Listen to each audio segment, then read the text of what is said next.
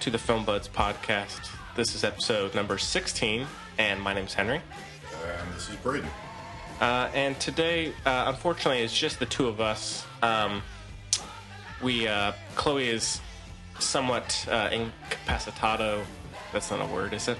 I don't know. I don't speak Spanish. Maybe it is in Spanish. It could be. But yeah, she's not with us today, but she should be back next week.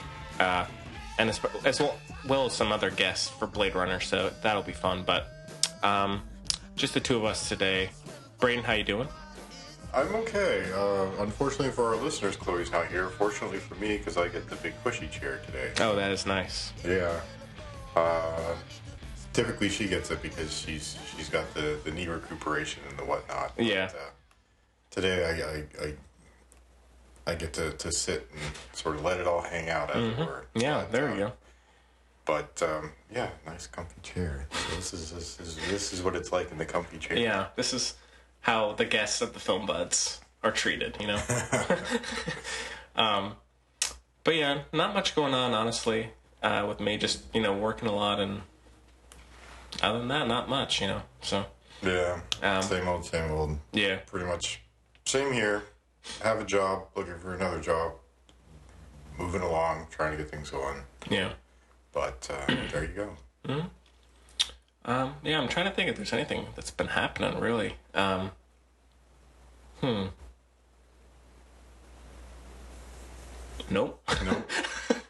Nope, not really. So there you go. Fascinating podcasting today. Right. But yeah, so, and I didn't even say what we're going to be talking about today. So, we're going to be reviewing American Made, and then we're going to be doing a retro review of The Counselor, the Ridley Scott film from a few years ago. Then we're also going to be talking about a little bit of news, and we have a bunch of email listener questions, so it's going to be a fun show. So all the usual stuff. Well, if there's... I don't know if there's any more in-house stuff to mention, really. Brandon, you just want to get to the review?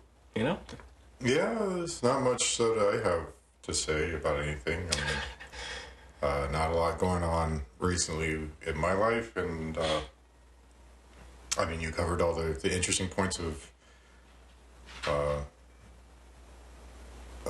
discussion with regard to the podcast. So, super exciting week here. Yeah, in North Carolina. The weather is changing, which is nice. Well, it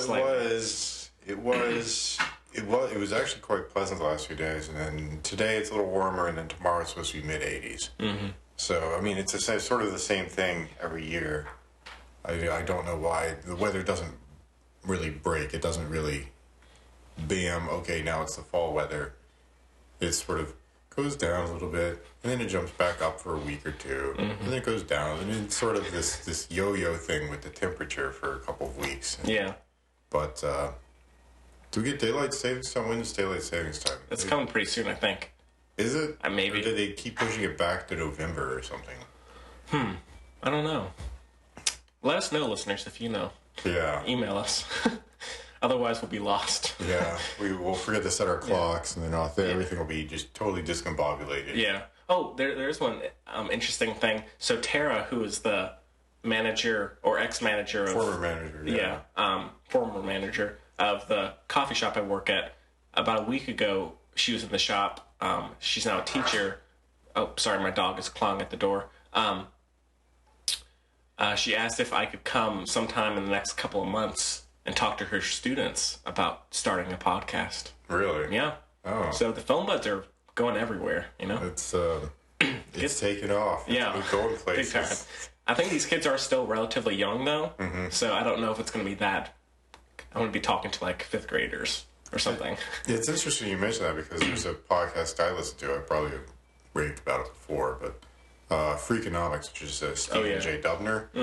And he had one show where it was during the pledge drive, of course. So he's on NPR. Part of the thing is pledge drive. Yeah. People send in money to support the station, to support the programming, to support all of that. So good cause.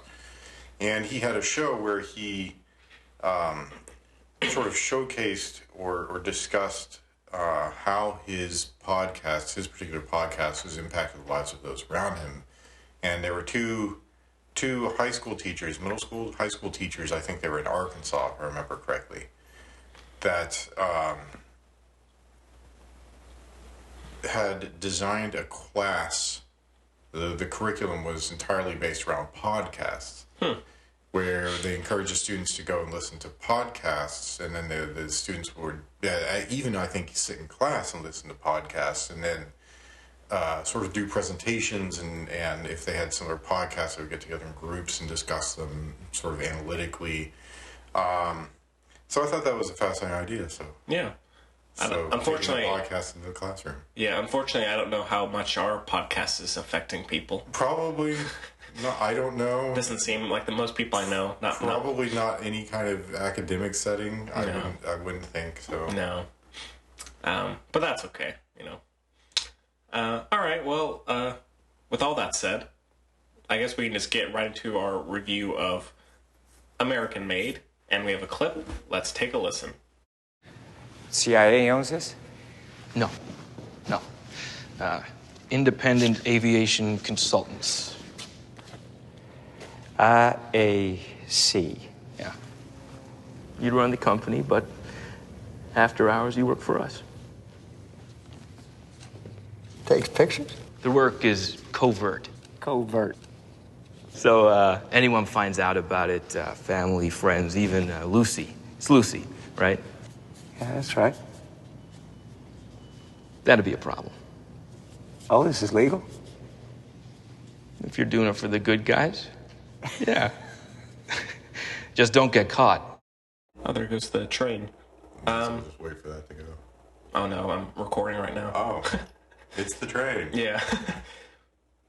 Behind the scenes of the Film Blitz. Okay, so American Made is directed by Doug Liman, stars Tom Cruise, Domhnall Gleeson, Sarah Wright, Jesse Plemons, and Caleb Landry Jones. And the IMDb plot synopsis is the story of Bobby Seale, an American pilot who became a drug runner for the CIA in the 1980s in a clandestine operation that would be exposed as the Iran-Contra affair scandal. So, Braden, what'd you think of American Made? I thought it was quite good, actually. I really enjoyed it. I thought the story unfolded in an interesting way. I really like the use of sort of the videotapes, and then when it catches up to the present, you see him in the process of making those tapes. It's I thought it was really worth watching, and I like the fact that, Tom Cruise, he's Tom Cruise. He's always going to be charismatic, but he wasn't sort of the glitzy, glossy. He's not the sort of Tom Cruise that you get in all the big action flicks, Mission Impossible, The Mummy, the whatever. Which was nice, because it's nice to see him in not a huge blockbuster. Yeah. So yeah, he's got acting chops. Yeah. He's always had acting chops, but I think he early in his career realized that you want the money, you want the stardom, you want the fame. Mm-hmm. You go with the big budget action flicks. But you go back and watch Risky Business, go back and watch The Color of Money, and he's really good in them. Yeah. And Tropic Thunder. And yeah. Oh, he was great in Tropic Thunder. That was one of his best roles, I think. Yeah. That was well worth a watch. Yeah. And the story was just fascinating. Those sorts of stories just fascinate me anyways. Yeah. So I like all that. I geek out on all that stuff about geopolitics. Me too. And so seeing the interconnection between the Sandinistas in Nicaragua, the Iran-Contra affair, the rise of the cartels, in Colombia, and then they relocated to Nicaragua, and all kinds of stuff. But it was just fascinating seeing the connection between all these things. And as a piece of sort of artwork or historical representation, I don't know what necessarily, but it was, I thought it was really well done. Mm-hmm. And I thought it told the story without, oh, these are the good guys, oh, these are the bad guys. Yeah. So, it was just really, really awesome to watch. I really enjoyed it thoroughly. Oh, well, I should mention Chloe, when she told me that she couldn't come, she gave me her star rating. She gave this one a 2. A 2? A 2, yeah, but no, it gets worse. So, apparently, when she saw the movie, that's when she aggravated her knee recently, surgery, and so she hated that even more. So that's why she isn't here, and so she gave it a 1. Sorry, a stranger just walked up to our door and left. Sorry. It's peculiar. Sorry about that. I think we're fine, but keep an eye out. But anyways, so she gave this one a 2 at first, then a 1. So this might be her most hated movie. Maybe not as much as a Ghost Story, but I mean, I don't know. I'm not docking stars because you aggravated your knee injury. That's not a legitimate thing to me. Yeah, well, I mean, and that's why she couldn't come today. Yeah. So she's angry about that. But anyways, so at least a 2. Sure, let's give it a 2 for her. I mean, if that was the case, I would have docked the Kingsman a couple of stars because the theater messed up my shirt. I mean, oh yeah, true. Well, go figure. I don't know. That seems somewhat arbitrary to me. But Well, we'll have to get her thoughts next week. Yeah. I'm sure she's dying to let us know. So. say why she disliked it so much aside from the knee. Nope, just a 2. But she'll tell us next week. Okay. So, yeah. Well, I like the movie. I didn't love it, but it started off a little weak for me. I was a little worried. I think the fast kind of kinetic pacing and style almost kind of seemed like a gimmick at first. Like it just kind of jumped from one thing to another. Not much substance, not much going on. But then it started to level out a little bit, and I did really enjoy it. And I thought this is probably one of Tom Cruise's better performances as of late, like you were just saying. And I thought it was, in terms of the style, it kind of felt a mix between Scorsese and Soderbergh. Yeah. Like more Soderbergh for the cinematography and lighting and some of the story elements, and then Scorsese for the type of characters, where they're kind of getting thrown into crime, but they also have this other good life, and then money and drugs come into the picture and all that. Now that you mention it, it does remind me in a way of Wolf of Wall Street, sort of. Yeah. Obviously very different sort of characters, but And Blow. Yeah, that as well. Yeah, that was also a very good film. Yeah. So. And I mean, I think the other kind of small issues I have is I think it's a little long. It started to kind of drag for me towards the end. I felt like there was almost a point where it seemed like it was going to wrap up, and then it had this kind of extended amount of time left, and I was...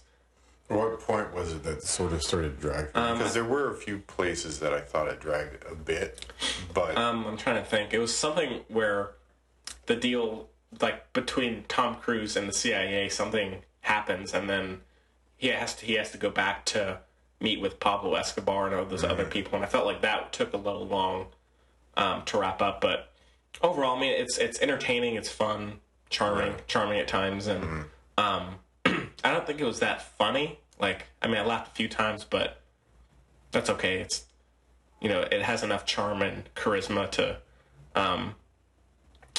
back that up. But yeah, I mean, it's fun. I don't have a ton to say about it, but yeah.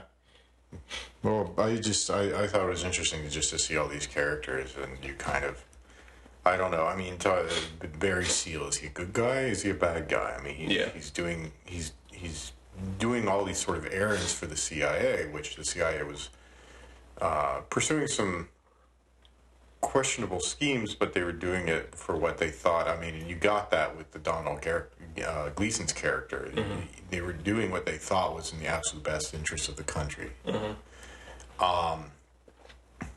That led them down some interesting paths, but then you get Barry Seal, who's recruited in order to, and he's given the whole for the good of the country, for the greater good, and he buys into it, and then the first instance he gets, well, let me discuss that further in a moment. But the first instance he gets, he jumps on sort of the opportunism thing and is, hey, sure, I'll run drugs and money for the cartels. I don't care. It's all good. That actually wasn't part of his purview. That wasn't part of his mission. Yeah. Now, the interesting thing about that is, of course, he's recruited by the cartels, by Escobar and the Medellin cartel, basically. Sorry, we started was that a scream? I don't know. Sorry. That wasn't a dog. Sorry for these weird things happening, but it's a very strange day. Oh, there it goes again. All right, well, let's not pay attention to that. Is that your dog? No, she's right. She'd be right outside. I don't know. But yeah, it's sorry for all that disturbances. But yeah, I mean, the one thing I will say, there it goes again. So I know I was kind of crapping on. I was kind of crapping on Julianne Moore last week, and I know Braden, you really like her, and I know Chloe really likes Domhnall Gleeson. Mm-hmm. I am not crazy about him. No? No. Oh. He comes off so many times as just being very artificial to me. Really? Yeah. He's given a couple performances that I like Ex Machina and maybe one or two others, but lots of times... I loved him in Ex Machina, and I thought he was really spectacular in The Revenant as well. So. I liked him in The Revenant, but something about him, I don't know, he comes across as kind of fake. But I mean, I don't think he was terrible in this, but he kind of stuck out to me. But yeah, I did really like Tom Cruise, and I liked all of the aviation sequences, and especially the one where he first starts dealing drugs with Escobar, and he has to take off from that really short little tiny runway on top of a mountain, basically. Yeah, and all of the precursor to that, where he's having to put all the drugs on the plane and talk about weight and try and have all these communication failures. I really liked all of that, and so anytime that was happening, I was in. And really, anytime Tom Cruise was just being this ridiculous, silly man, for lack of a better term, I really enjoyed it. And but I mean, I think that, especially in terms of the length and how much it covers, it did feel like it lacked some substance, especially compared to something like The Wolf of Wall Street. I mean, I think there is some commentary there, but not nearly as much as maybe it could have. Did you find that, or no? Well, I think with The Wolf of Wall Street, there seemed to be not necessarily an agenda, but there was very definitely sort of a moral... it was a moral tale. There was a morality to it. This is terrible, and what these guys did was awful, and they get their comeuppance, they have to serve their penance, and so forth. Whereas, Ooh, sorry about that. whoops, sorry. Whereas American Made, it doesn't seem to be, is this right? Is this wrong? I mean, obviously, some of the things that Barry Seal did were wrong, but there's no... The film leaves you to decide whether or not a lot of what he did was wrong. Right. Whether, in fact, it was immoral, some of the things that he was doing, the extent of that immorality, where the blame lies. Was it Barry Seal himself? Was it CIA for giving him this opportunity and then just releasing him into the wild? Mm-hmm. So it never really says, this is good, this is bad. It leaves you to make those decisions yourself, which I like. It doesn't sort of railroad you into one thing. Yeah, I would agree. Into one conclusion, shall we say. But, and I like how it just sort of unfolds at its own pace. It does have quite a kinetic pace, like I mentioned earlier, yeah. Yeah. And it covers a lot of ground, for the amount of runtime that it has. So It does. I mean, it's just about 2 hours, just under 2 hours. Yeah. and it does cover a heck of a lot of ground. And it's really sad seeing the demise of this fellow. I mean, it's really, really fascinating. You know, he seems to walk. It's almost like he's Teflon. Like he just walks away from everything unscathed. But if karma finally catches up to him in the end, and it's sad to watch it because he knows it's coming for him. He just doesn't know when. He just doesn't know when. Yeah. But he knows it's going. And he doesn't. The interesting thing about it, I guess, what really fascinates me about it is the fact that he decides not to run. Yeah. And he just continues, doing his community service until the cartel hitman shows up. And so he himself, Barry Seal himself, was such an interesting character, I guess. Now, I mean, I actually kind of want to go read the book. I would as well, yeah. But he himself is such an interesting character. He's portrayed so well by Tom Cruise in this. And again, all the geopolitics stuff and just how he got swept up in events so much larger than himself. Yeah. I don't know. That's but good. I really enjoyed that about the film. Yeah, me too. So I really liked anything dealing with the hiding or stashing of money. All the money he got, like in his house, and and like his wife's shoe and hat bags, and the barn or the shed out back. Yeah, and all that stuff was great. He had like cold storage, and it was just packed with money. And then he had a bunch of suitcases buried in his backyard, and he had something like 90 pounds of gold in his house.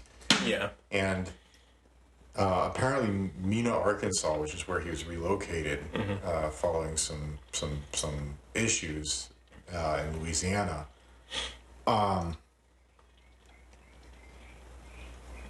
The entire town was revitalized essentially by Barry Seal. Yeah, and he got to have the entire main bank vault. Yeah, well, that was the funny thing about it is if you look at it, they show the one FBI agent who's going down. He sniffs out Barry Seal. He says, "Oh, there he is down. I'm figuring this out." And he follows the financials, and he does, he does this awesome job of putting all these things together. And then the FBI agent goes down to Mena, Arkansas, and he stands on Main Street, and it's like, what, 5 or 6 banks? Yeah.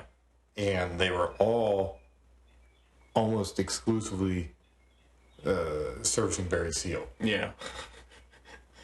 And, and then, of course, whatever other holdings he had, all the money he had stashed away in his house, and whatever he may have had overseas, I don't know.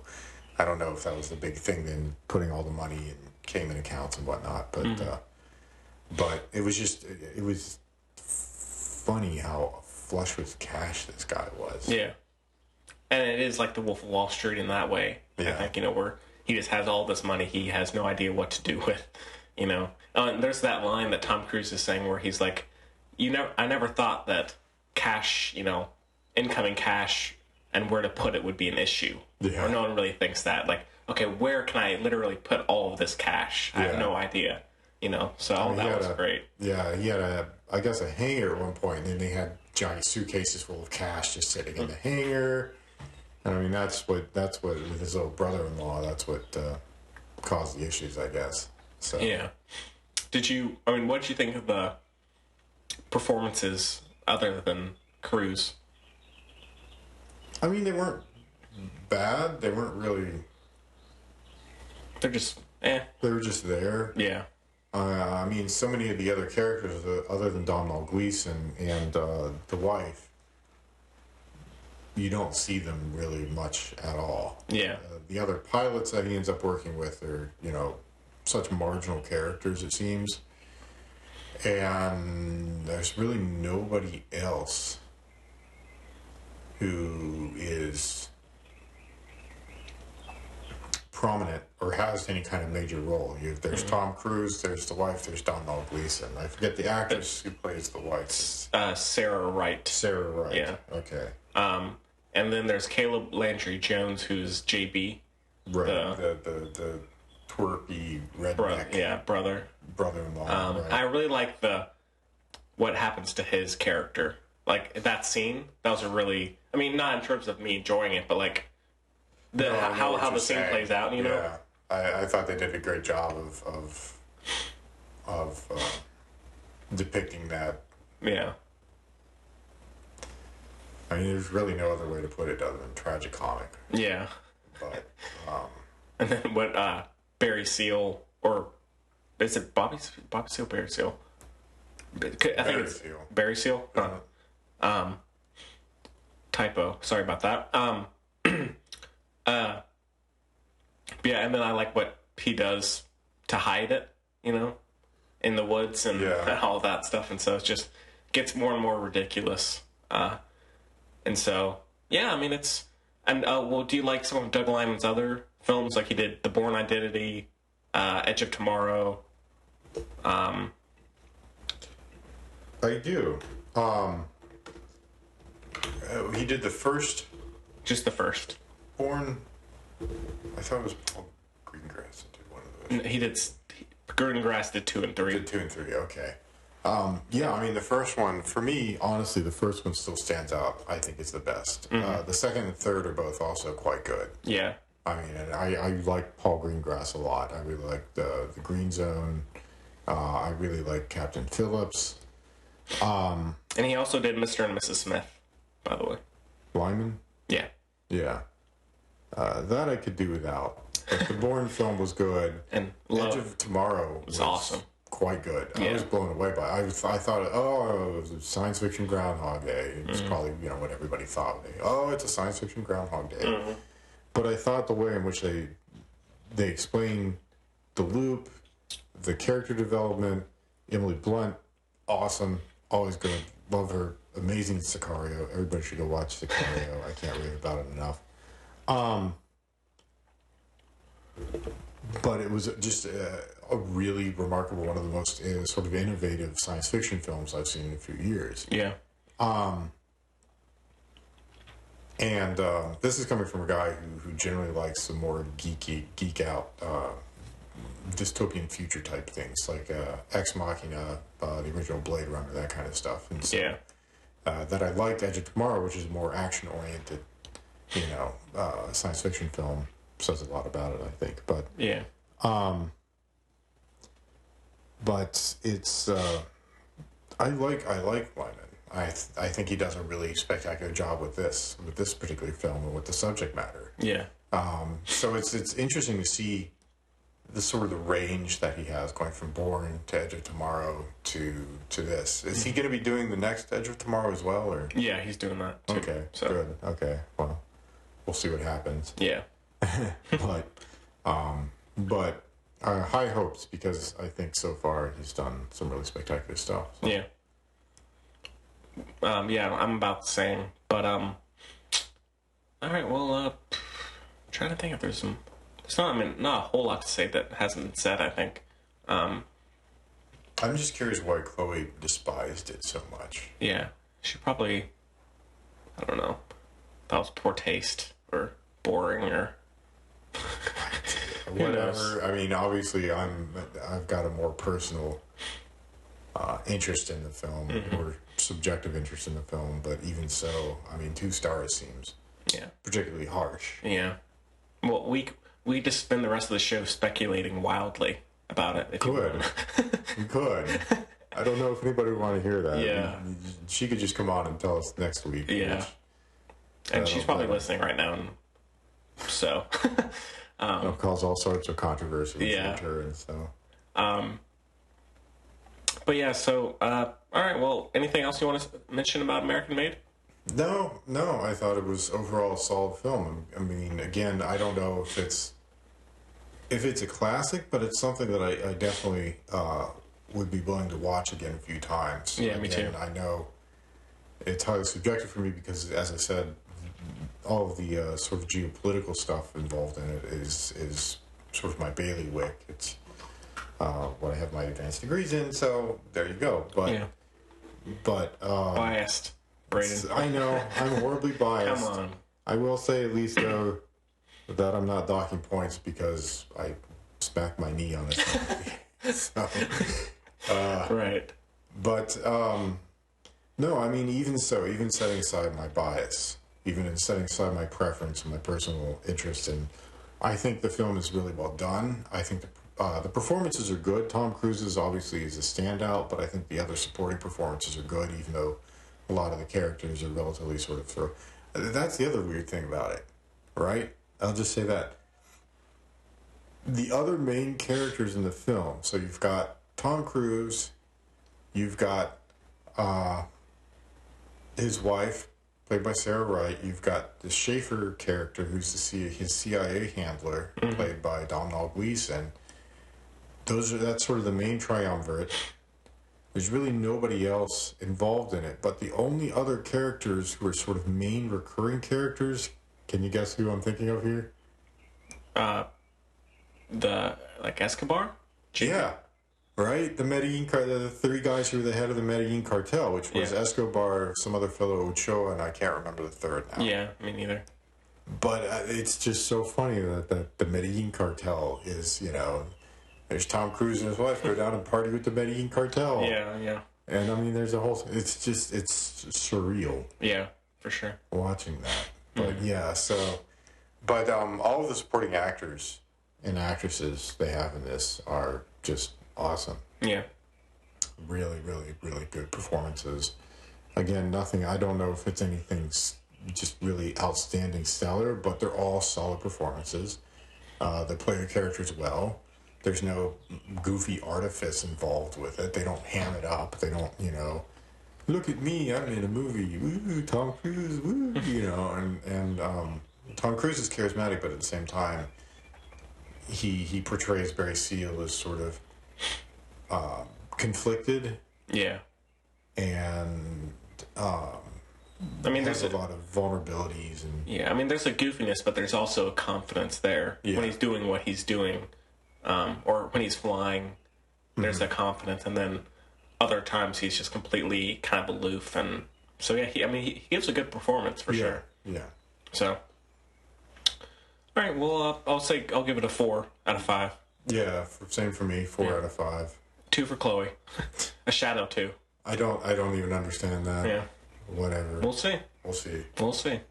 All right, well, with that done, we can move on to our retro review of Ridley Scott's The Counselor. And we've got a clip for this one as well. Let's take a listen. Where do you think this is going, mi Capitan?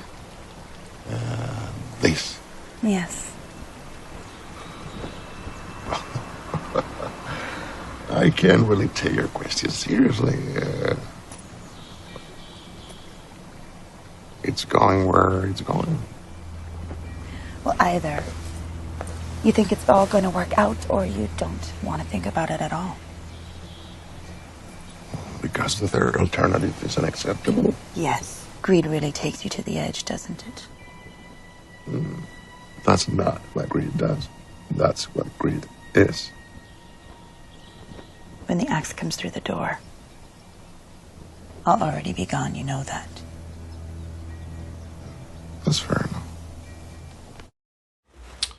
Okay, so The Counselor was released in 2013 and was directed by Ridley Scott, stars Michael Fassbender, Cameron Diaz, Brad Pitt, Penelope Cruz, and Javier Bardem. And the IMDb plot synopsis is: a lawyer finds himself in over his head when he gets involved in drug trafficking. And so this one, give you a little background, was written by the legendary novelist Cormac McCarthy. It was just the original script, and it was met with mixed reviews. It was very polar, I should say. I mean, some people absolutely loved it. Others were very, very disappointed, especially with the cast and crew involved. And I don't think it did that well financially either. So it was kind of an odd film for Ridley Scott. And I saw, looking at Rotten Tomatoes, I think the grosses were reported as 14 million something. Yeah. which is crazy for pretty terrible when you look at the cast and when you look at the cast and you look at the star power involved in making the film. Yeah.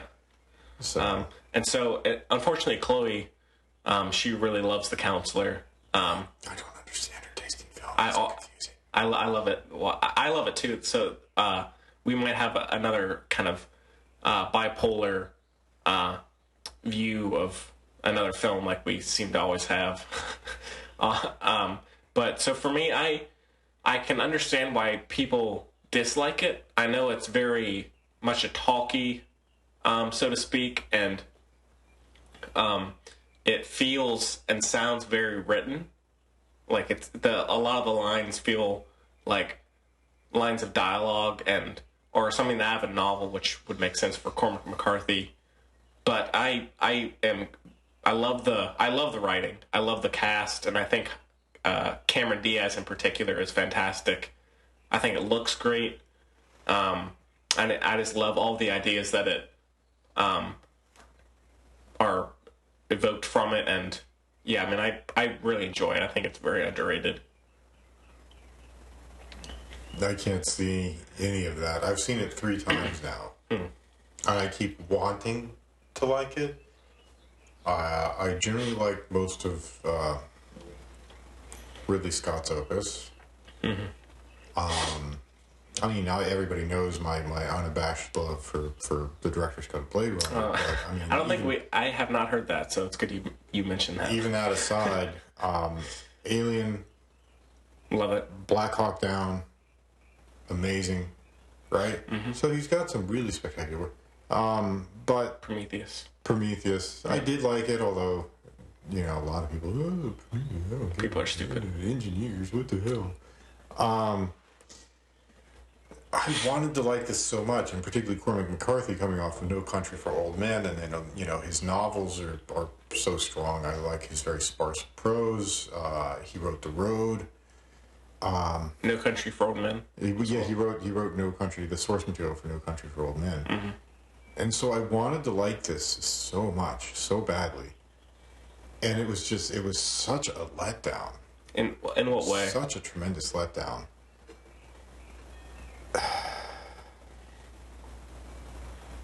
I don't even know where to begin.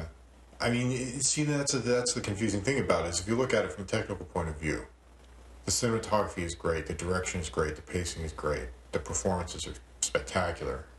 All of them, Brad Pitt, Javier Bardem, Michael Fassbender, Penelope Cruz, all of them, spectacular. The character Brad Pitt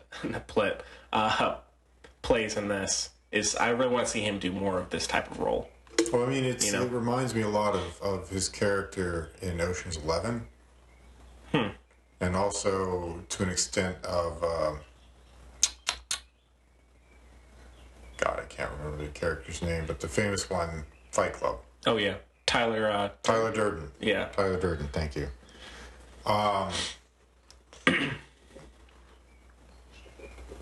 But... the story is so frustratingly difficult to follow. And I've read some discussion about it that says that Cormac McCarthy was trying to allow the audience to infer the connections. And I don't like when a director beats you over the head with obvious stuff. Yeah. Mother. Like Mother, exactly. Or, I was just going to say, like Ghost Mother. Story. You know, we've had these, those I films. like a little room for inference. I love Tinker Tailor Soldier Spy. And I'm probably one of the few people out there who understood most of the plot of what was going on in Tinker Tailor Soldier Spy. I'm not tooting my horn. I'm just saying I pay attention to stories. I like them. I like inference. I like having to sort of puzzle things out. But this one, even after repeated watchings, I had to go to various blogs and critical discussions to try to figure out what all was going on in this. But is it such an issue that I'd say the majority of films that I watch, there's plenty of holes, but I just tend to pay attention to other things. I probably wouldn't be able to tell you all the stuff that happens in this or why, but I still find it to be very compelling. Well, I mean, it gives you these breadcrumbs and leaves you to follow them, but the breadcrumbs are so few and far between, and you get lost finding the path between one breadcrumb and the next by all this sort of stultifying dialogue. Mm-hmm. I mean, the first half of the film, it's mostly just sort of very raunchy, sexually charged discussion. Mm-hmm. It's Penelope Cruz and Michael Fassbender in bed talking dirty to one another. And then Javier Bardem at his grill talking about women and when they want to have sex in this way, you freight like train. And what do you think of that golf course scene? Oh, with the car. Good God. Pretty great. No, thank you. I mean, just the way in which the wording, I mean, Cormac McCarthy is an amazing wordsmith, yes. But can't he, like, just pull it back, tone it back a bit? Mm-hmm. But, I mean, that's the thing, is the first half of the film, it's all, you don't really know what's going on. There's a motorcyclist, and his mother's in prison, and Michael Fassbender is her attorney, and then there's a bunch of sexy talk, and some sexy talk, and some sexy talk, and you can see the kid on the motorcycle get his head cut off, and then all of a sudden the cartel wants everybody dead. Yeah. No, one thing I will mention that I love in this film, in terms of it, how effective it is, and it's how it's shot, is the violence. The violence is really, it's short, but it's really intense. Like the scene with Brad Pitt and the bolita in his head, yeah. And then when you see the guy hanging the wire for the motorcycle, like all of that is great, I think. And so, yeah. But go on. It is what it is, but the mailman, the mail fellow, yeah.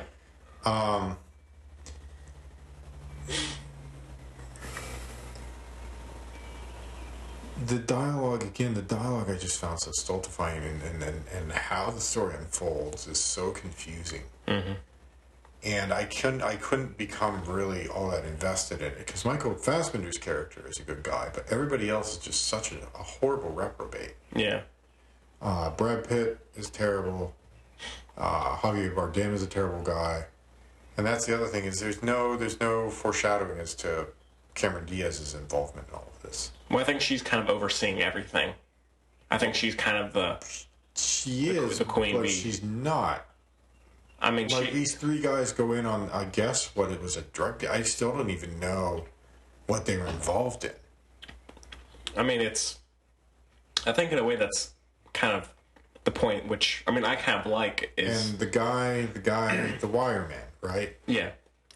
Where does he fit into all this? I mean, I think he goes down, he kills the courier, he takes the money, and then he gets the truck. I mean, I think he's just a hired gun, you know. By whom? Probably by someone under Cameron Diaz. Okay. Or Cameron Diaz herself. You know, I mean, because Cameron Diaz has a conversation with him and his partner when they're watching the motorcycle driver at a restaurant. And so she's talking to them. Okay. Yeah. Was that her? Yeah. Okay. And so, I mean, I know I can agree. I don't think all the parts really fit together in the most clean way, but I kind of like that. I like knowing that, or wondering how Cameron Diaz can be have so much weight and power within this world, and you never really know who to trust. Well, that's the thing, is she came out of nowhere and sort of blindsided all of them. Yeah.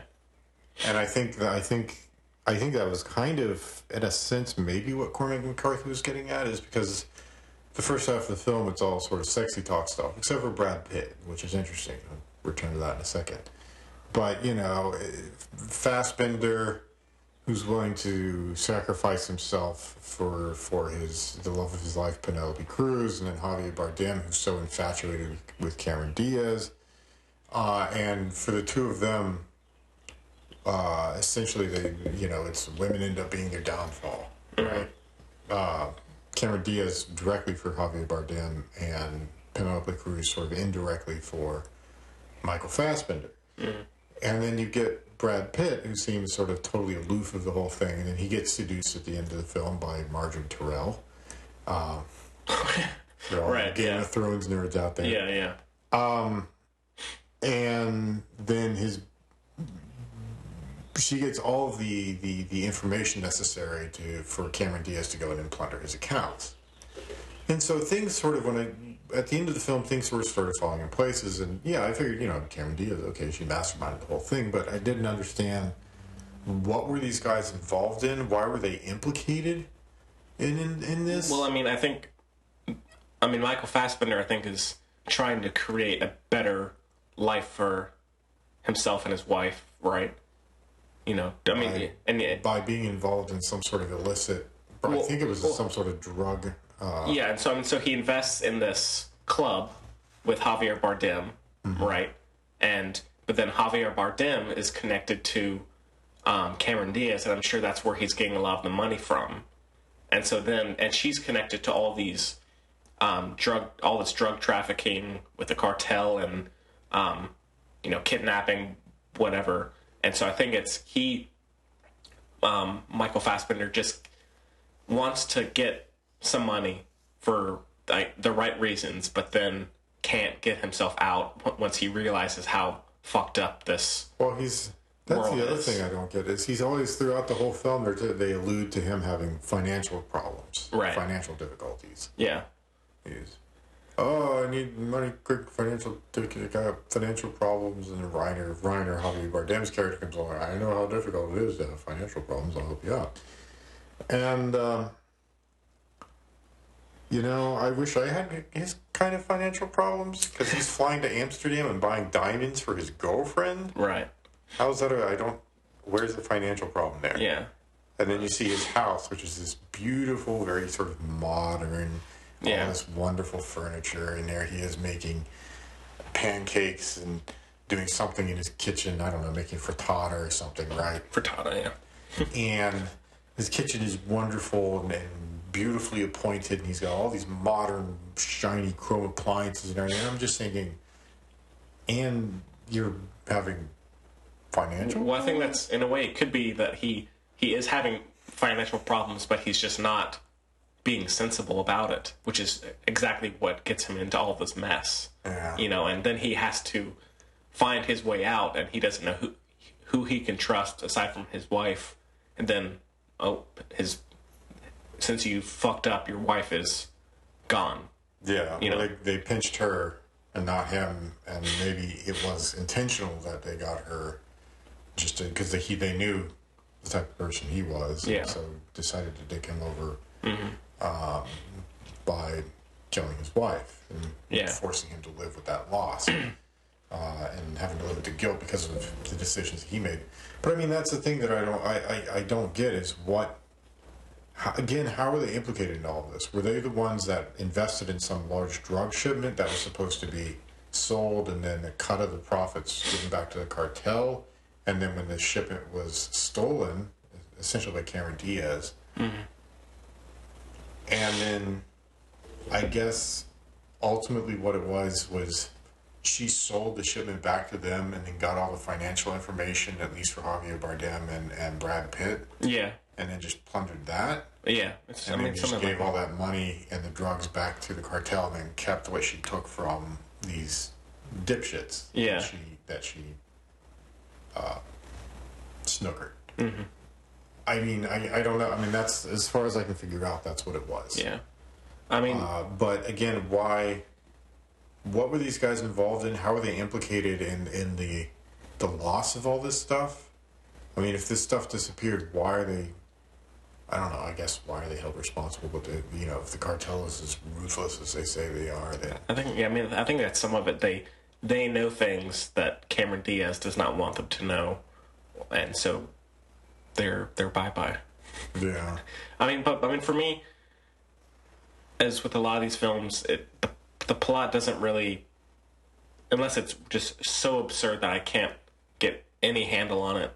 It doesn't really bother me. Like, I've seen it I don't know, 4 or 5 times now probably. Oh, have you seen the extended cut? I watched that last night. Okay. So what was the extra footage in that one? I've seen that one so many more times I would not be able to tell you, but I think it's a lot of the stuff with the biker.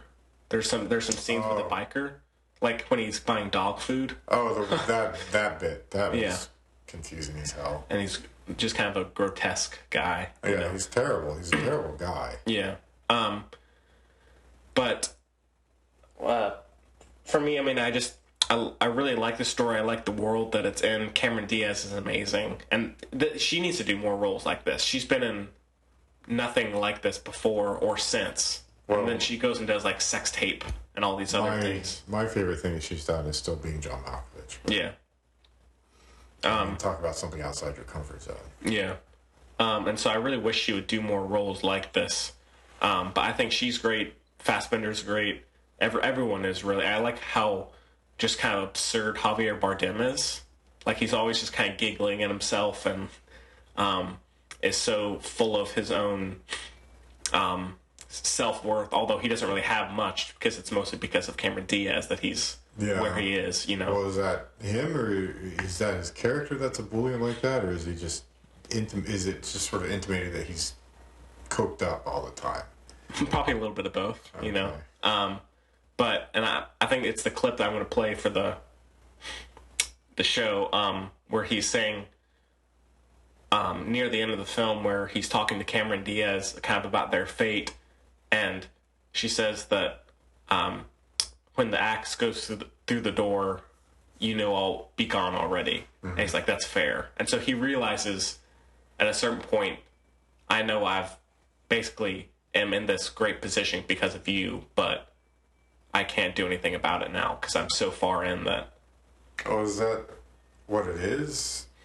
Because I got the impression, in a way, that Cameron Diaz was sort of... her character was remarkably intelligent, but kind of plain... not necessarily a bimbo, but sort of a... I don't know what the correct term would be here. In that scene, or just in general? Just in general. She was there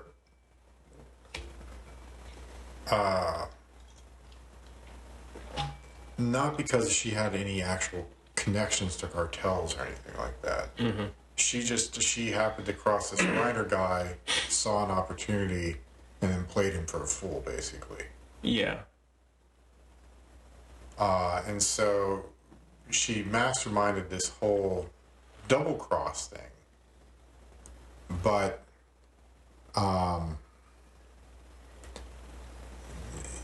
she did it when the opportunity arose, and it wasn't like she pulled Reiner into this. I think they just happened to meet, and then she saw this opportunity, right? Because this guy is such an idiot, basically. Yeah. I don't know. I mean, it's again, it's hard to tell where do all these connections, where do they overlap? Mm-hmm. Why do they overlap? How do they overlap? And it was so very confusing. And I think even setting that aside, I can cope with a certain amount of confusion with regard to the characters and the plot. But so much of the dialogue I just found to be so stultifying. Even the sexy stuff aside, mm-hmm. The speech from the cartel boss. You mean over the phone? Yeah, I like that. He's talking to Michael Fassbender. I agree, it's over the top, but I liked it. So overwrought. Yeah, I mean, for me, like usually when there's dialogue like this, I kind of cringe at it, how over the top and written it feels. But for some reason, maybe just because I've seen it so many times now, I've gotten used to it. But I really like the writing for the most part, and and especially with the delivery of the performances of the actors and the story itself, I just kind of get into it and enjoy it, or take it for what it is, especially since it is so different from what you would expect. Yeah. And I can completely understand why people would not like that. Mm-hmm. And especially since I think this one had like a D or a D minus cinema score rating, you know, the audience rating. And so clearly, and if you see like the reviews on Amazon, it's at like 2 out of 5 or 1.5 out of 5. The Like Rotten Tomatoes has a 35% critic sort of meta review rating and so a lot of people 23% audience rating. Yeah, so a lot of people did not like it, which is fine. But I also do like it. It is almost structured in terms of the pacing, almost kind of like a play, because like scenes will go on for 10 minutes, just a dialogue between two characters, which I enjoy for the most part, like the scene between Fassbender and Brad Pitt in the bar. Well, I don't mind at all. I like dialogue when it's interesting and snappy, but this just seems so. It wasn't even really like dialogue. Most of the time, it turned into sort of monologues. Again, the cartel boss and his discussion with Michael Fassbender. And first of all, I mean, what cartel boss have you ever seen that sits around in like tailored 3-piece suits, drinking tea out of his pewter samovar? You know, I mean, it's just so. Really? I mean, I don't know. I mean, for me, I mean, a lot of it feels over the top, but it's almost kind of aware of that. Like, I mean, I do really like all of the costume design. I think someone like Cameron Diaz and Brad Pitt, how they look are great. I think, you know. Javier Bardem. Yeah, oh yeah, like the shirts. He's so totally over the top. You know, his shirts and his hair. It was all. I'm pretty sure all of his shirts were Versace. Yeah. I think he had mentioned that. Yeah. And I loved how she has cheetahs. I love that. It's ridiculous, but I love that. And yeah, so I mean, I understand why people dislike it, but for me, I love the characters and the world, and it looks fantastic. The score by Daniel Pemberton, who I've mentioned a few times, it's quite good.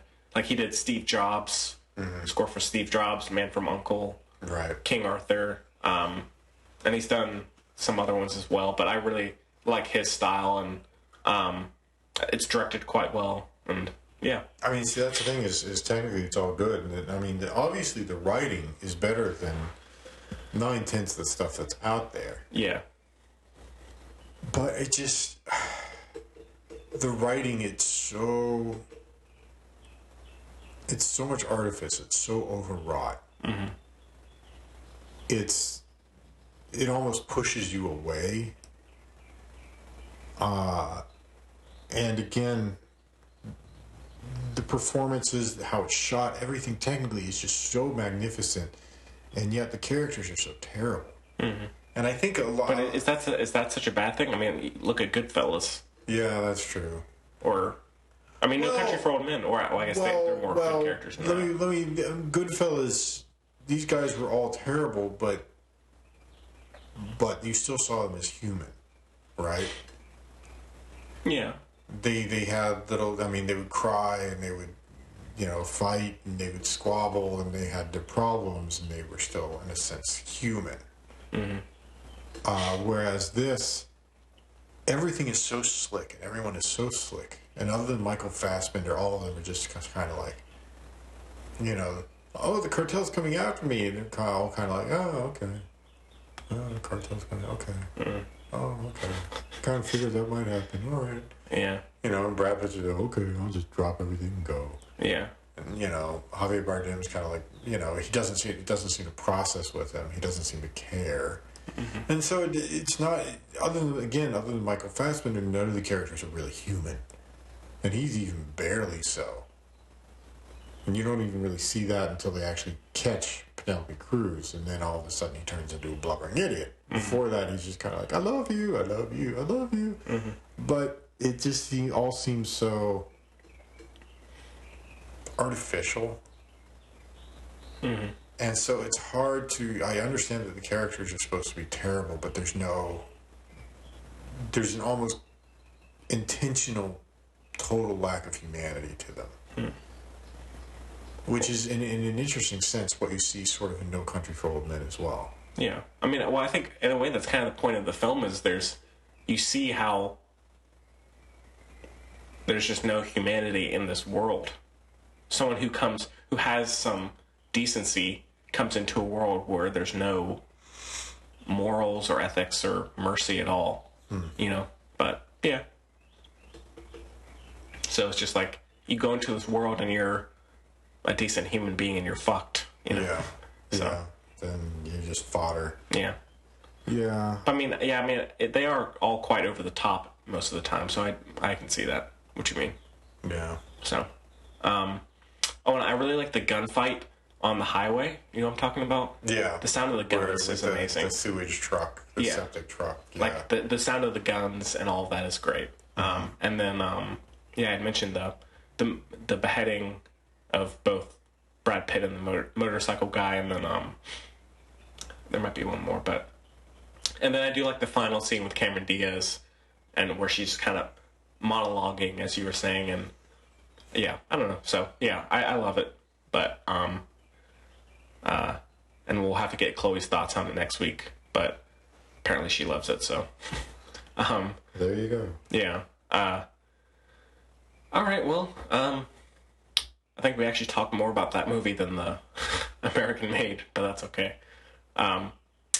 Okay, well, any other thoughts on The Counselor? No, I mean that's about it for me. I don't know. I don't know what more to add. Yeah, that's about it. Yeah, well, we talked a lot about it, so all right. Well, it's a 5 for me. I love it. So I gotta go 2. 2. Yeah. And let's give it a 17 out of 2 for Chloe, just because I feel like that's what she would do. 17 out of 2. And if I'm wrong, okay. If I'm wrong, then she can correct us next week. So, all right. Well, let's get on to a little bit of news. Not much to talk about this week, but one thing that I just saw today actually was Jason Blum, who runs Blumhouse Pictures or Productions, which do some of those indie horror films like Get Out was one of the most recent ones, which was very well received. He was in an interview recently and he was saying he couldn't figure out why the Academy, text message, overlooks horror films so much at the Oscars, which is an interesting question, I thought. Because, I mean, it doesn't really make that much sense when you look at something like It Follows or The Babadook, which are so well received, at least critically. Yeah. But that they're just not at all. You know, I mean, this is, again, we had a listener who asked a couple of weeks back, you know, what are some of what are some older horror films to really sort of sink your teeth into if you want to see sort of the lineage of horror films. And I'm just thinking those Roman Polanski films I mentioned, I don't think they got any Oscars. Right. Did The Exorcist fact check that? Exorcist? I don't think so. It may have gotten Oscar nods, but I don't know that it won anything. Yeah. Or if horror films do win, it's never for anything like writing, direction, best picture, obviously. It's always for sort of technical awards. Yeah. Or it would be, I would suspect that it would be for technical awards. I mean, very much the same thing you could say very much the same thing with science fiction films. Although I'd say recently we've been getting, like, if you look at Gravity, Martian, and then Mad Max Fury Road isn't sci-fi, but Arrival. Yeah. And so, I mean, I'd say sci-fi is definitely getting a bigger bump at the Oscars now. Yeah. But I think Ex Machina got some. It got some, it didn't get a best picture, but technical. They were technical awards, yeah. Yeah, but with horror, aren't many that. I mean, it'll be curious to see how Get Out does because it's at like a 98% on Rotten Tomatoes. Like people loved it. Well, I think, and so for me, I don't know. This may be too reductionist, but for me, at least, it strikes me that horror films are too visceral. Yeah, that's what the guy was saying. It's like, but if you look at something like The Revenant, The Revenant is incredibly violent. That's a very visceral film. Watched last night, and it got a Best Picture nomination. That's true. That is a remarkably visceral film. We're gonna be about to watch Blade Runner 2049, which is getting so well received, and that's R-rated and apparently has some brutal violence in it. So which is to say that there might be some visceral aspects to some of these films, but ultimately, I think what what it boils down to is that the Academy is trying to maintain the notion of film as an art form. Right. Rather than its entertainment, and so again, you've got this dichotomy: entertainment is visceral, art is cerebral. And so, if you're looking at film as an art form, you want films that obviously are going to be a little more cerebral. You know, an interesting story or a true life historical analysis thing. You know, science fiction even fits into that mold because it's, you know, advances in technology and how this affects the human condition and quandaries about what is life and, you know, all that kind of stuff, right? Mm-hmm. Whereas horror films rely on that visceral reaction, that fear. Yeah. You know, anxiety, fear, trepidation. And so that could be it, but I mean, again, you sort of throw a wrench into the works there with The Revenant. Mm-hmm. Jaws. Yeah. Also visceral. Not a horror film, but again, it relies on visceral reactions. Oh, and 12 Years a Slave, too. Yeah. Look at that, yeah. Well... Although that's such a, you know, true story. That's the thing, is that's a historical representation of a really horrible part of American and overall human history. Mm-hmm. And also, if you look at something like, in terms of how well these movies are doing, Get Out did really well, and then It is like, you know, it's now the highest grossing horror film of all time.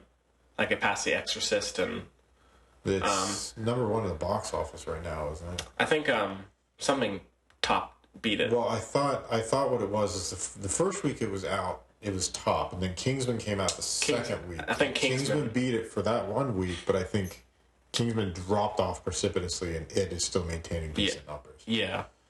So it'll be see if It gets anything, because I think it's been pretty well received. But yeah, I mean, I get quote unquote why the Academy kind of doesn't want to showcase these movies like, I don't know. I mean, we've mentioned kind of the same three over and over, but like the Babadook and It Follows, and well, there was also recently The Witch. Yeah, The Witch. Yeah, I was going to mention that, and then there was also that one. What was it? Or what is it? It Comes at Night. Oh, It Comes at Night. Yeah, and so the one with Joel Edgerton, right? Yeah. But I really wish they would, because they're just as, or can be just as, artful and creative and beautiful to watch as all these other films that do get Oscar nods, you know? Yeah. So. Yeah. Well, I mean, that's my big nitpick is recently the Oscars have been, if you look at everything that gets nominated for Best Picture, it's all dramatizations of historical events. Yeah. Or almost all. I was excited last year when Moonlight got a lot of Oscar buzz for big category, writing, directing, and Best Picture. Picture, right? And it's fictional. Mm-hmm. Oh my God, completely. How did that happen? What happened with who let that in again? But I mean, if you look at it, it's, oh God, I can't remember back all these years, but Lion, Wolf of Wall Street, King's Speech. What was the other one? Hidden Figures. Yeah. Which is not to say that these are bad films, although I really did not like Lion. Why is that? I don't know. I mean, it felt Oscar baity. I mean, I enjoyed that. Oscar baity. I loved the first 45 minutes in particular. Yes, I liked the depiction in the first half of the film, and then after that, Dev Patel, great actor, but it was just sort of mopey. He mopes around. Yeah. Classic mopey Dev. I don't know. The first part of the film was interesting, but then the second part of the film, I don't know. And it just didn't seem quite as strong. It didn't seem like he was really. I don't know. It didn't seem. It's been a while since I've seen it. Obviously, over a year. But it didn't seem as though he was quite struggling with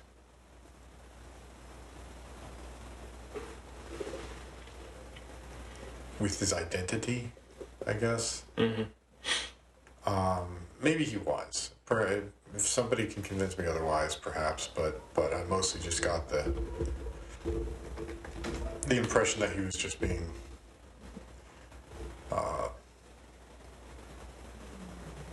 depressed. Yeah. Not because of identity issues, but something else. I don't know. Yeah. Maybe. I could be wrong. Oh, and then Argo was another Best Picture film. Oh, right. That's another dramatization of a real event. So Lincoln? Mm-hmm. Yeah. I mean, we could just keep going here. Yeah. Right? And these are well-made films, but they're not the only films out there. Yeah. And it seems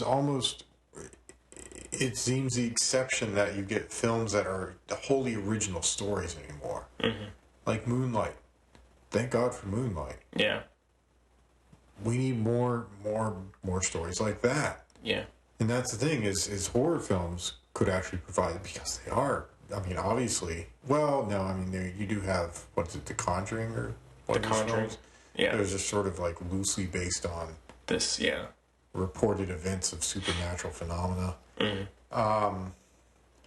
But there's so much sort of unplumbed depth to horror films, and I think a lot of horror films are sort of moving. Again, I'm so happy the movies are moving away from sort of the 80s slasher, and in the 90s, what was it, super gore?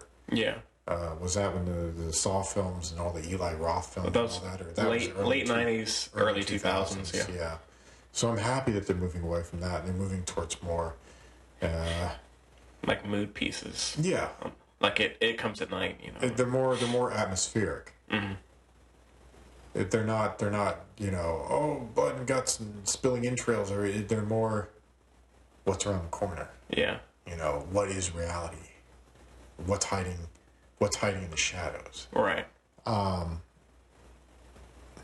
Which, that's a brilliant film. What We Do in the Shadows? What We Do in the Shadows. I love that movie. It's awesome.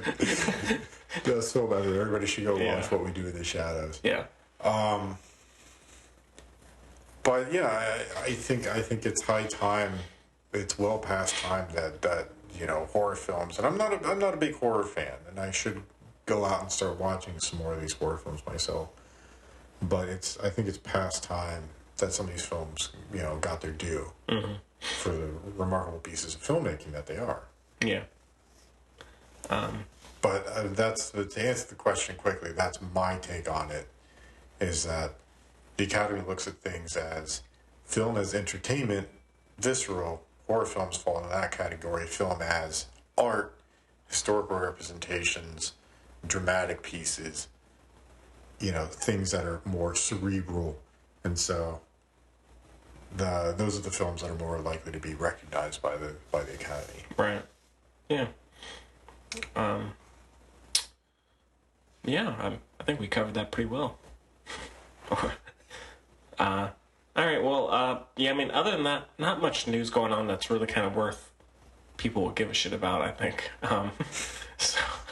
Or nothing that would make much of a discussion. So no, I haven't seen too much really interesting this week. But yeah, so hopefully by next week we'll have some more stuff going on, especially with the guests who will be here. So yeah, it's all buzz about Jared Leto. Oh, and I just wanted to say, how dare you make me go back and watch The Counselor right before Blade Runner 2049 comes out?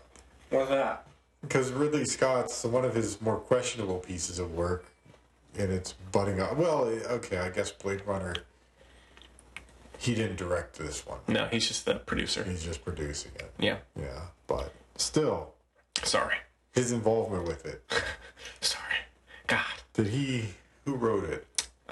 He didn't write it either, did he? Mm-mm. No, it was one of the guys that was involved in writing the original Blade Runner. Yeah, and then I think one of the guys who wrote Prometheus as well, maybe. Oh, really? Yeah, maybe. And, yeah, something like that.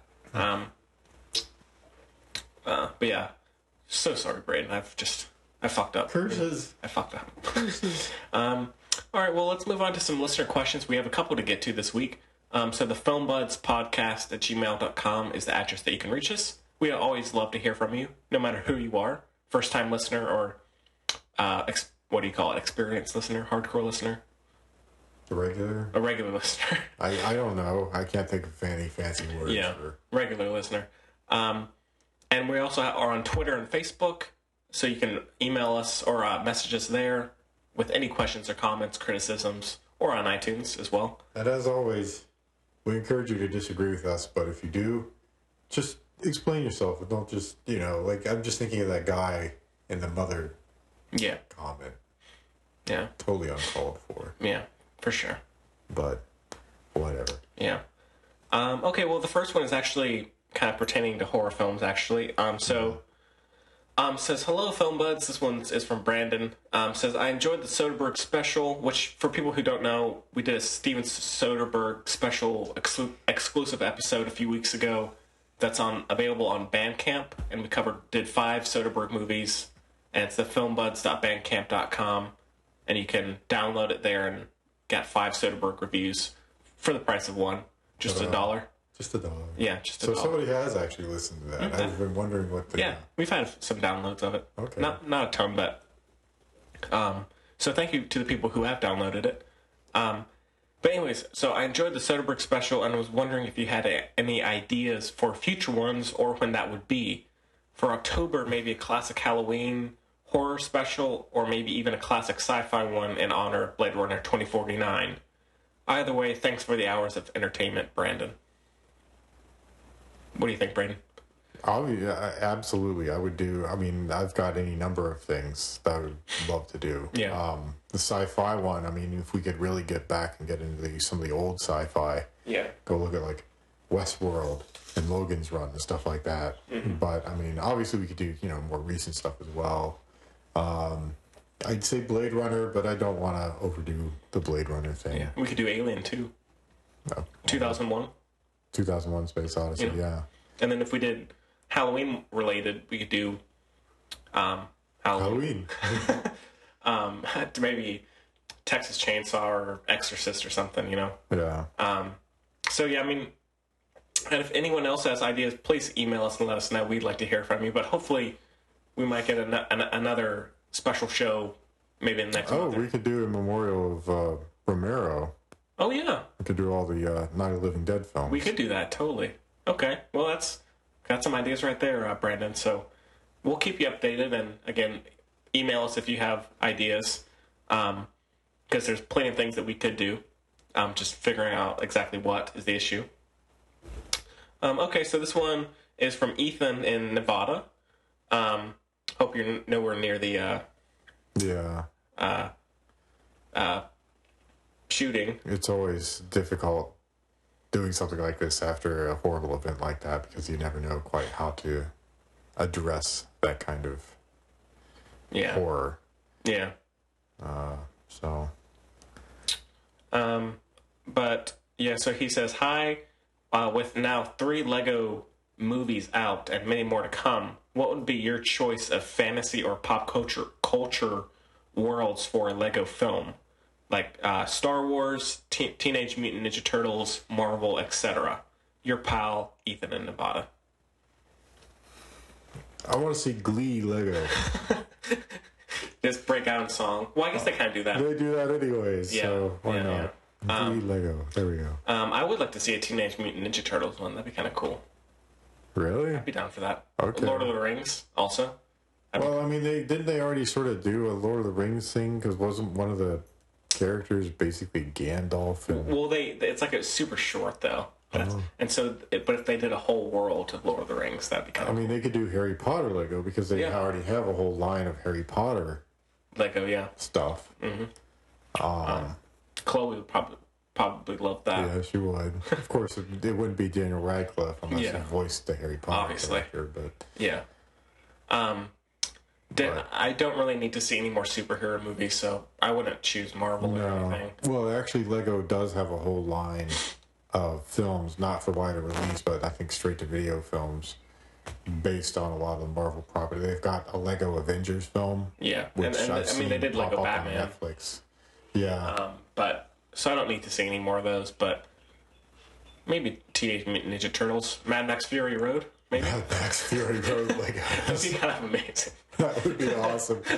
Watch all the Lego cars and trucks explode and all the little parts fly everywhere. A good opportunity for some good animation, So, but yeah, so those would be some choices. So who knows? And again, if you have ideas, let us know. So,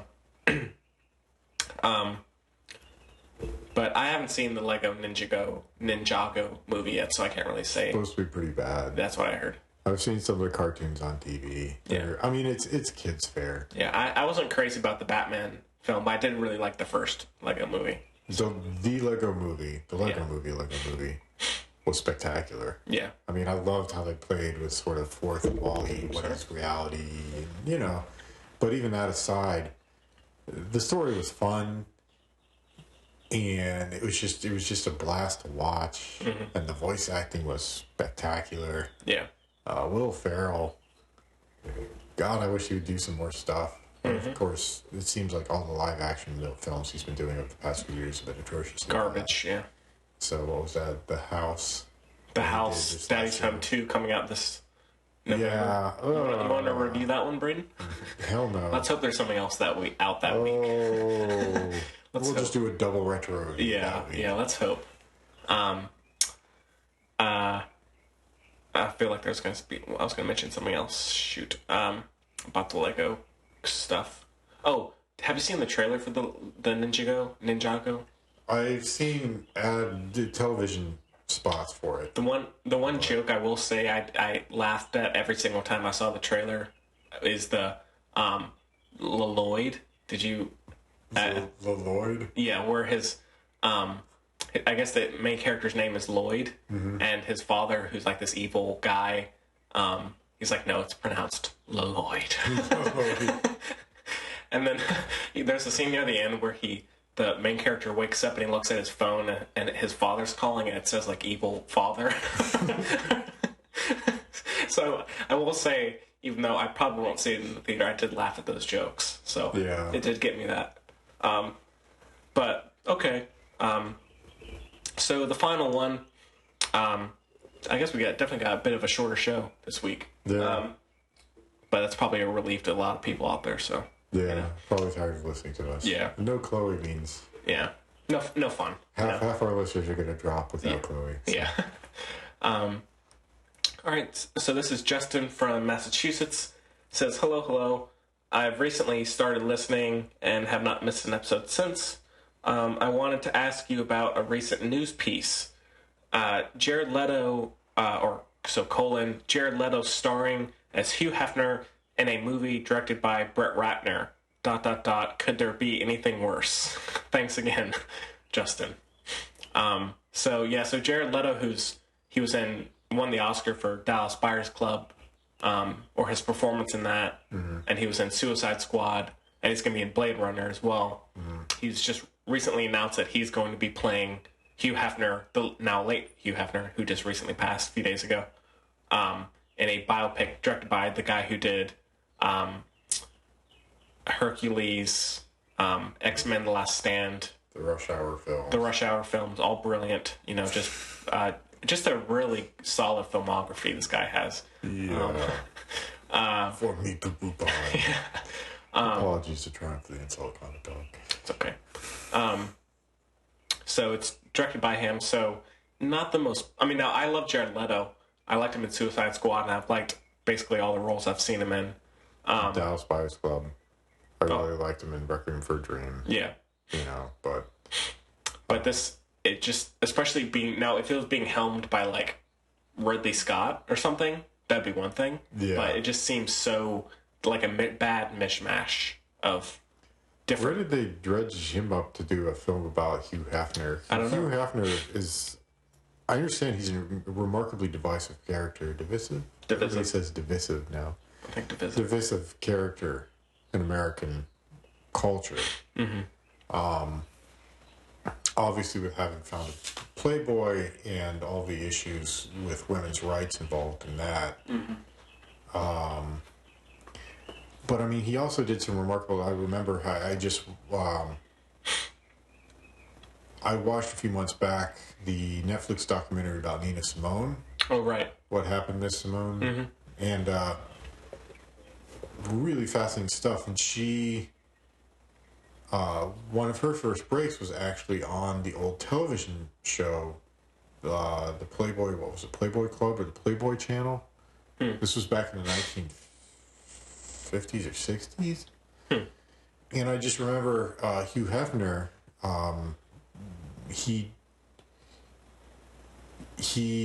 at a time when it was still very much controversial, he was out there supporting civil rights and giving opportunities to, I think, to African American performers, singers, musicians, and other sort of artists. And so, I mean, he was progressive in some sense, but then again,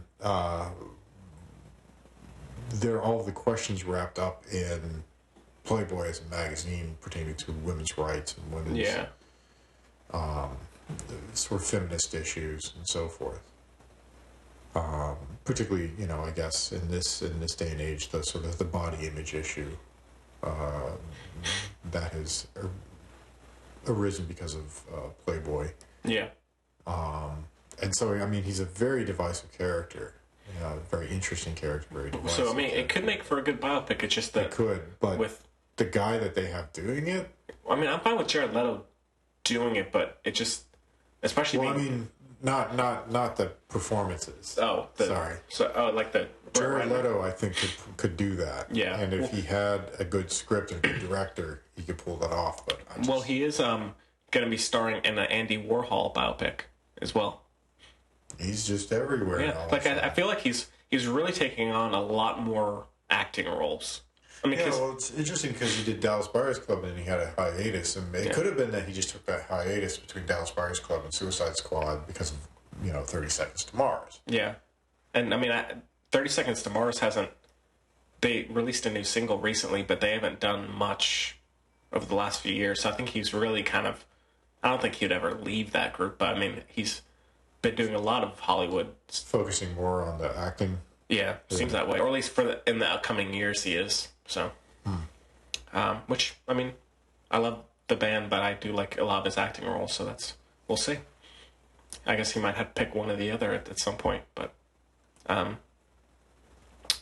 yeah. So I don't know when that's going to go into production or who's writing it or anything like that. So it's pretty still in early development, but we'll let you know if there's any big changes to that one. Well, I just hope we're proved wrong and that the director actually he gets a good script and does a good job with it. Yeah, so but could be wrong, but given his previous filmography, I'm not, unlikely. Yeah, I don't have very high hopes. Yeah. Dumpster fire. Yeah, dumpster fire of a film. All right, well, that's all the mail we got. And again, feel free to email us. The link is in the show notes, or the address is in the show notes. So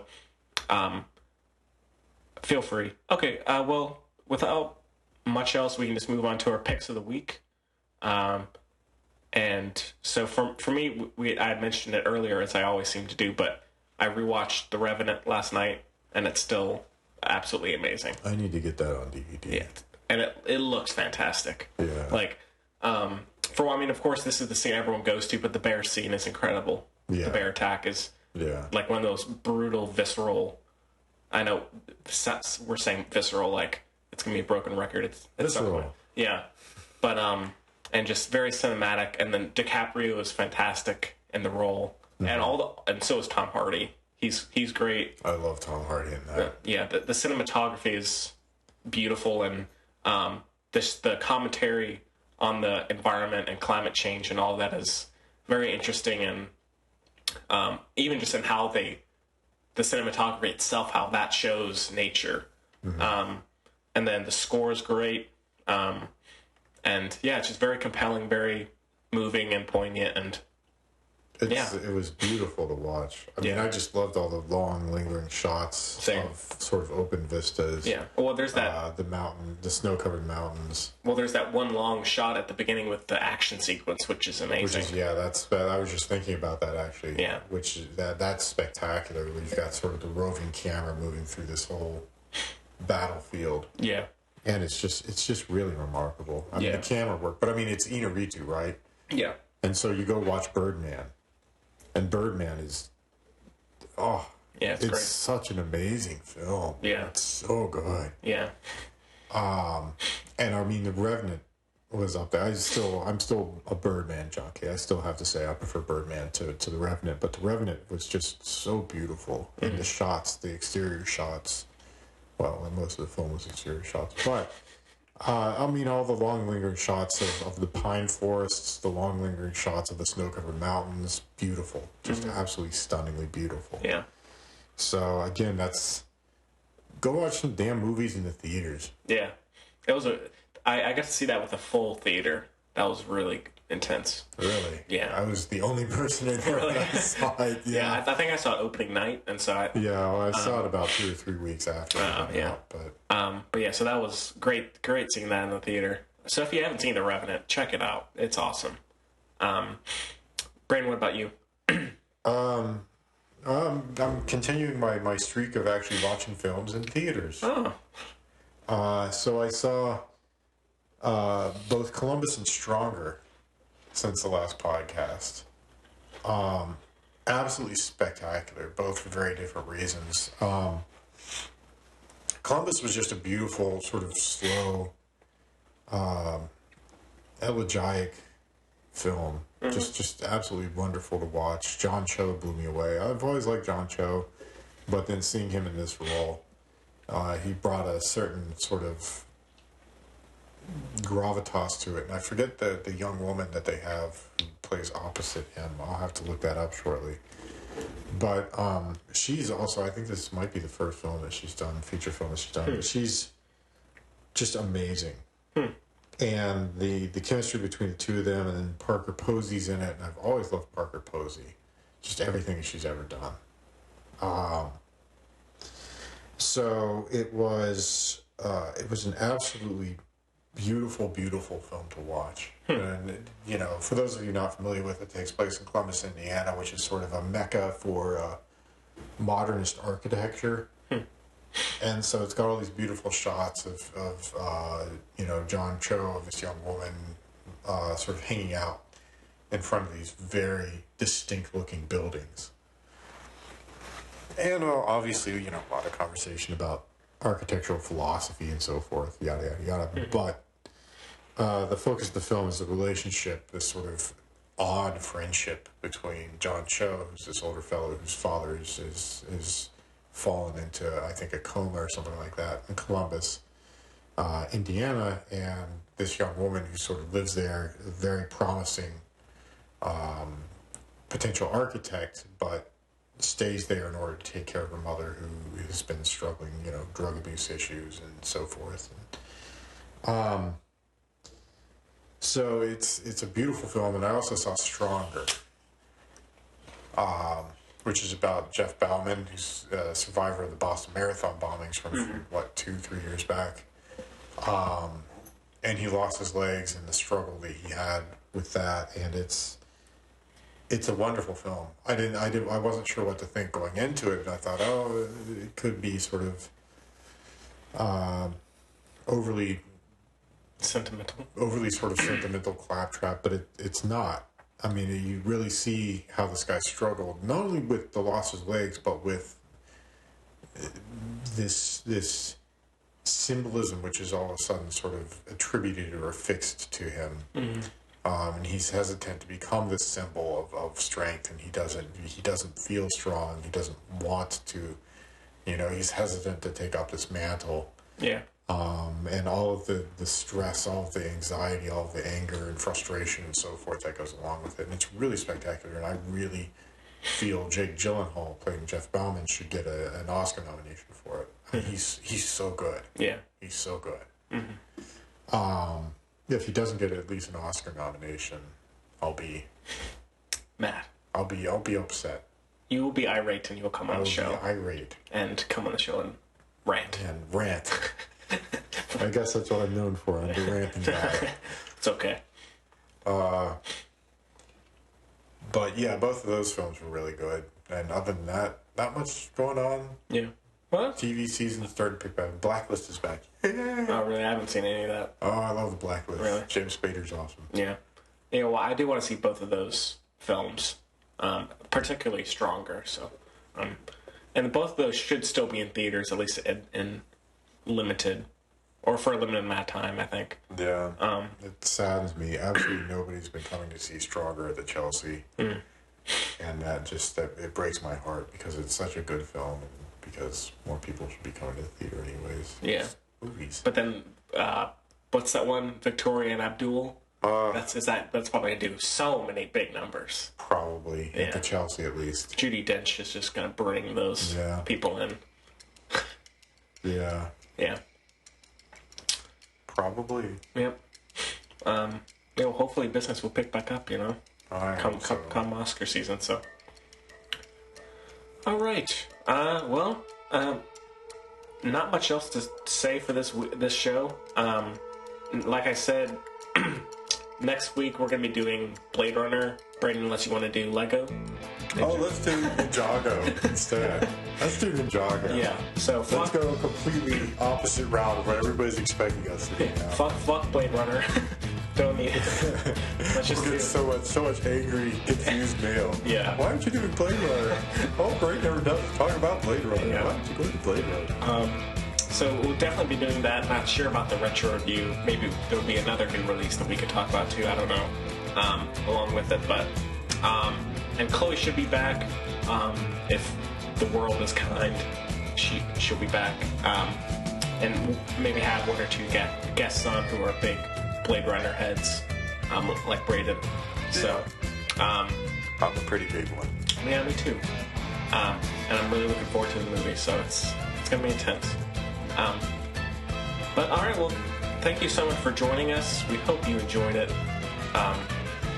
And until next time, we'll see you later.